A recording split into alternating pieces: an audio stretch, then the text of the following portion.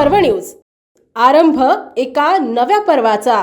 वाळवा येथे युवकाचा खून, आईसह तिघांना पोलिसांनी घेतले ताब्यात। सांगली जिल्ह्यातील वाळवा गावात खुनाची धक्कादायक घटना उघडकीस आली आहे। दिनांक 29/3/2026 रोजी मध्यरात्री 1 ते सकाळी 6:30 वाजण्याच्या दरम्यान वाळवा अहिरवाडी रोडवरील रॉयल हॉटेल जवळील देसाई प्लॉट परिसरात ही घटना घडली। मिळालेल्या माहितीनुसार आरोपी प्रथमेश उर्फ बबलू कोळी, अभिजित उर्फ सोन्या परीट आणि राजश्री कोळी यांनी संगणमत करून संदेश उर्फ साहिल अशोक कदम यांचा खून केला। आरोपींनी प्रथम मयताला दारू पाजून त्याच्या डोक्यावर व तोंडावर काठीने व दगडाने वार केले। त्यानंतर त्यांचा मृतदेह घराबाहेर काही अंतरावर नेऊन टाकण्यात आला। या घटनेची माहिती मिळताच आष्टा पोलीस ठाण्यात गुन्हा दाखल करण्यात आला। घटनेचे गांभीर्य लक्षात घेऊन पोलीस अधीक्षक संदीप घुगे तसेच ईश्वरपूर उपविभागाचे अधिकारी यांनी घटनास्थळी भेट देत तपासाच्या सूचना दिल्या।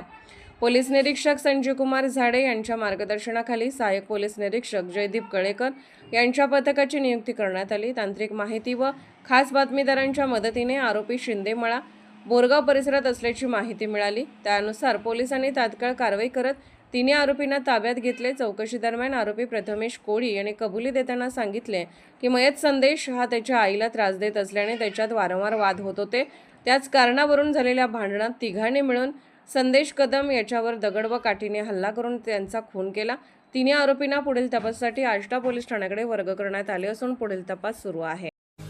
पुणे शहरातील आणि जिल्ह्यातील महत्त्वाच्या आणि ताज्या बातम्या पाहण्यासाठी आजच आमच्या आरंभ पर्व न्यूज चॅनलला YouTube वर सबस्क्राइब करा आणि बेल आयकॉन प्रेस करा।